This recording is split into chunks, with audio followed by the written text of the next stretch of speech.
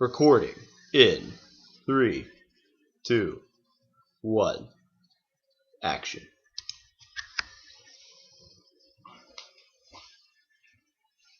Hello, my name is A.L. Green, and this is my first book, Falling Darkness, Book 1, Masquerade of Madness. I'm going to read to you the prologue.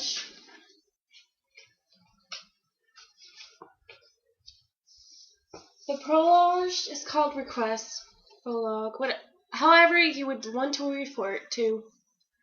It depends on the person, prologue. Anyway, it is called Request. Humans are not stupid. They're not totally insensitive. They are smart, emotional beings that hide their feelings. He was surrounded by 14 tables filled with 2 gentlemen to each table. They all wore suits and ties. They surrounded him like vultures waiting for a kill.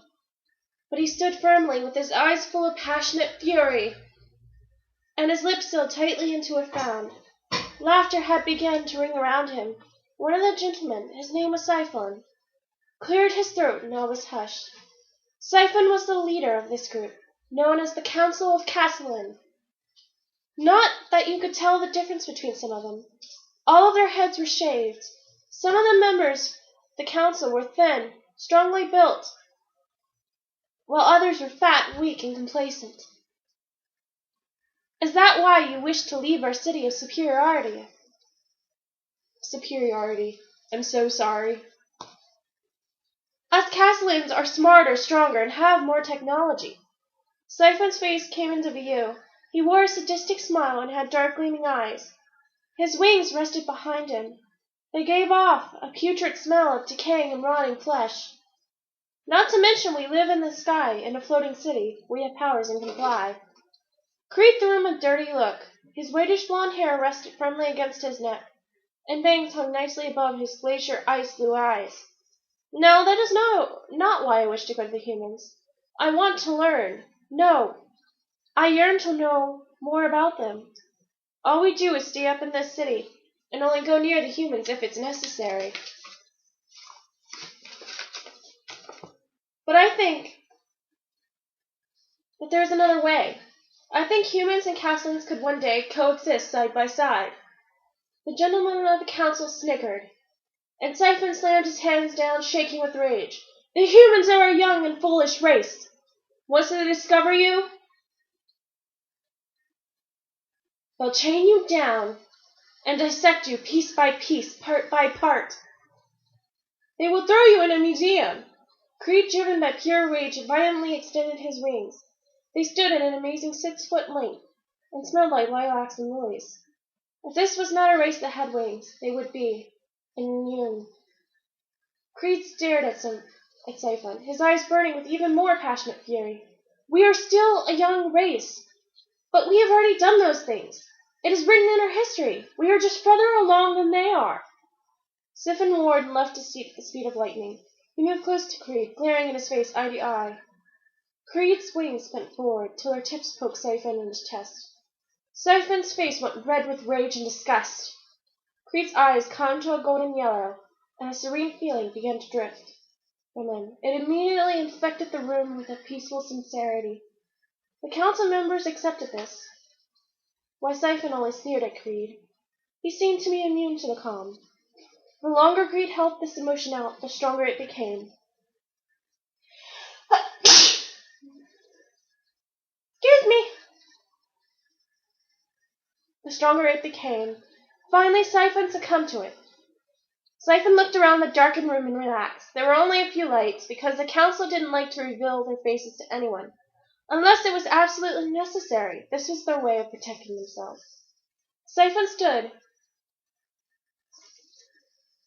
Siphon began to roar again, this time with laughter. He turned to face the council. Creed began to study him with a quizzical look, but remained silent. Siphon finally stopped laughing, and the same sadistic smile returned. He turned to face Creed. Boy, you are determined.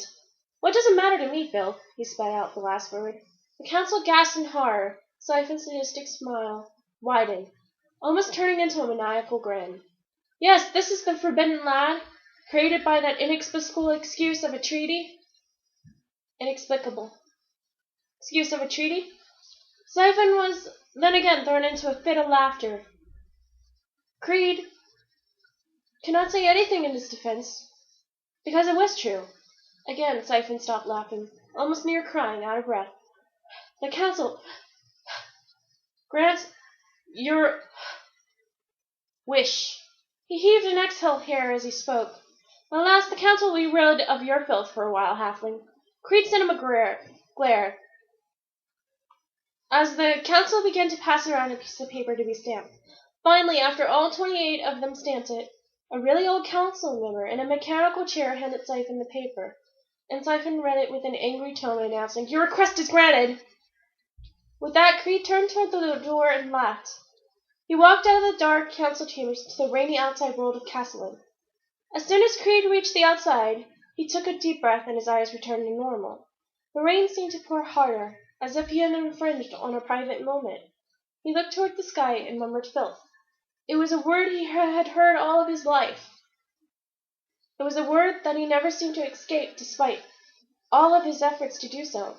He wasn't at the top of his class in grades, but when it came to other things like debating, fighting, using a sword, or learning how to be a knight to the king,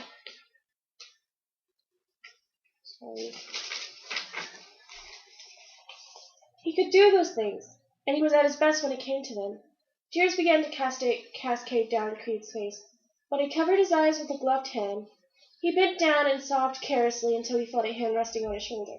But Creed did not tense, because the hand felt familiar. It felt safe.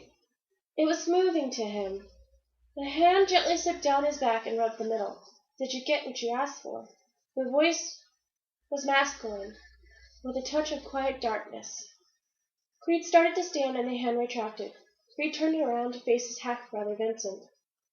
"Yes," Creed's tears began to filter, "but it's only because I am filth." The tears completely stopped now, but Creed's voice had a tinge of sadness to it. Vincent stared at Creed, wincing, not how to go about this. Finally, he decided a course of action, or rather a choice of words. "You are what saved us, all. Truly sorry you have to bear this." His hands found Creed's shoulders, and he stared into Creed into the eye. "But for you, the Castlins and the Nards would have destroyed each other." Creed turned his head down and his eyes shattered. "I know that," he whispered quietly. Vincent released Creed and turned away. "I think we need to start preparing for your journey to the humans." Creed nodded in agreement, not realizing his brother was walking away. He finally turned around to see his brother starting up the street. He blushed in embarrassment, but managed to catch up. "What'd you think?"